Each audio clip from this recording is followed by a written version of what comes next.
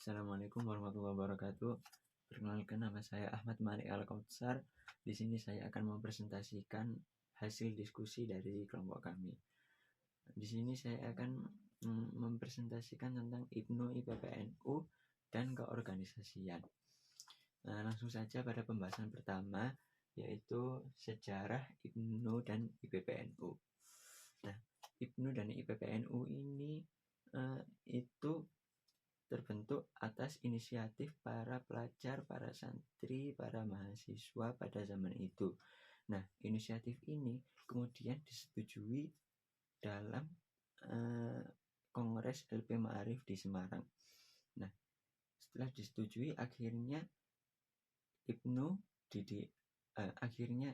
ini didirikan pada tanggal 24 Februari 1954 oleh Haji Tholhah Mansur. Nah, dengan berdirinya organisasi IPNU ini, akhirnya para pelajar putri, para santri putri, para mahasiswa putri itu terinspirasi oleh IPNU ini. Akhirnya didirikanlah IPPNU, yaitu Ikatan Pelajar Putri Nahdlatul Ulama, pada tanggal 2 Maret 1955 oleh Hajah Umroh Mahfuzah, yaitu istri dari pendiri IPNU itu sendiri. Nah, kemudian lanjut pada pembahasan kedua, yaitu fungsi dan tujuan dari IPNU dan IPPNU.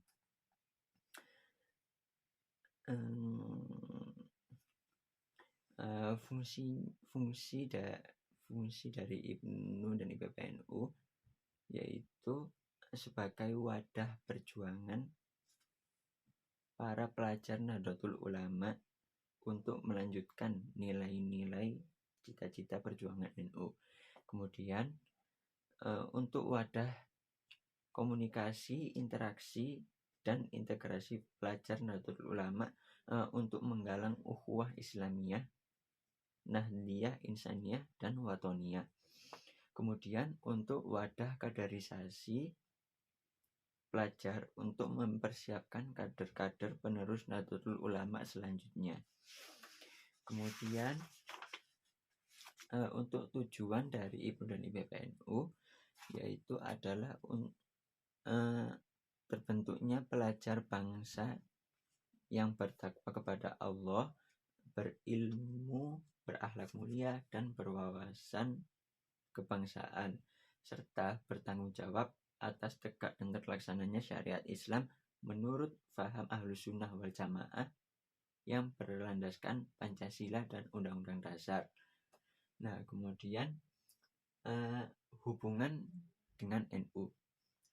Nah, apa sih hubungan IPNU IPPNU dengan NU? Nah, jadi IPNU dan IPPNU itu merupakan perangkat dan badan otonom NU. Secara kelembagaan itu memiliki kedudukan yang sama dan sederajat dengan badan otonom lainnya. Nah, kemudian struktur dari IPNU dan IPPNU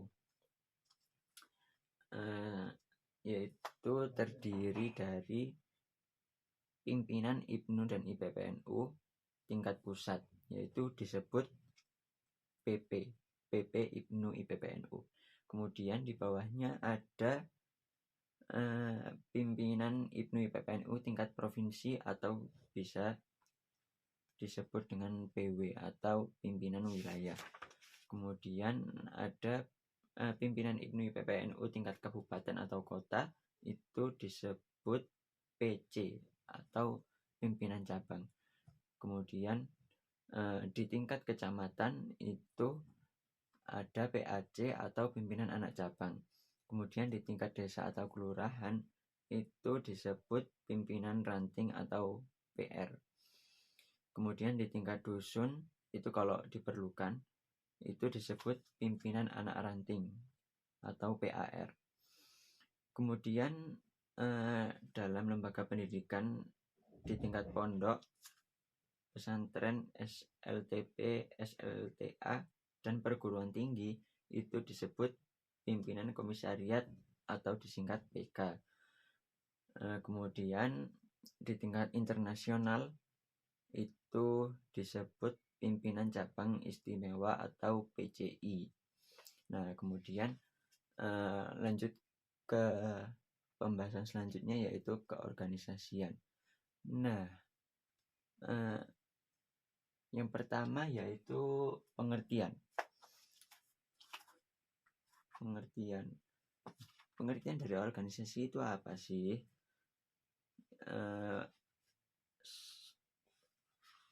Nah, organisasi itu adalah suatu suatu perkumpulan orang-orang yang memiliki sebuah tujuan dan terstruktur. Nah, itu organisasi. Bedanya organisasi sama kelompok itu apa? Kalau organisasi itu dia itu memiliki tujuan yang jelas dan ada struktur-strukturnya gitu. Kalau kelompok itu kan ya orang-orang ngopi itu kan bisa disebut kelompok. Nah, itu kan nggak struktur dan tidak ada tujuannya gitu. Kalau organisasi ini terstruktur dan punya sebuah tujuan. Nah, kemudian fungsi dari organisasi itu apa? Jadi fungsi organisasi itu fungsi organisasi itu yang pertama yaitu untuk artikulasi dan agregasi, yaitu maksudnya itu organisasi itu sebagai wadah dalam menyampaikan aspirasi atau juga gagasan untuk kepentingan bersama. Kemudian norma.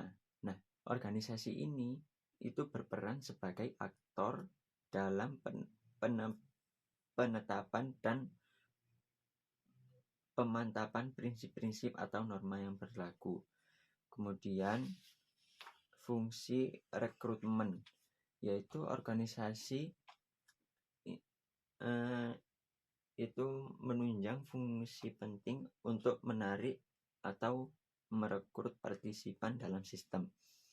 Kemudian fungsi sosialisasi, yaitu upaya sistematis untuk mentransfer nilai-nilai kepada seluruh anggota sistem. Kemudian manfaat organisasi. Nah, organisasi ini memiliki sangat banyak manfaat ya.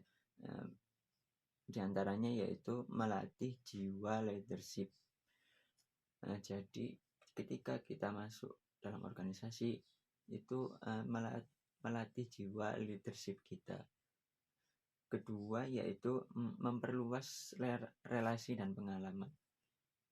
Kemudian belajar bekerja dalam tim, terus pembentukan jati diri dan karakter, peningkatan wawasan dan pengetahuan, kemudian belajar manajemen waktu, dan belajar membuat keputusan dengan cepat dan tepat. Nah, sekian presentasi dari saya. Kurang lebihnya saya mohon maaf. Wassalamualaikum warahmatullahi wabarakatuh.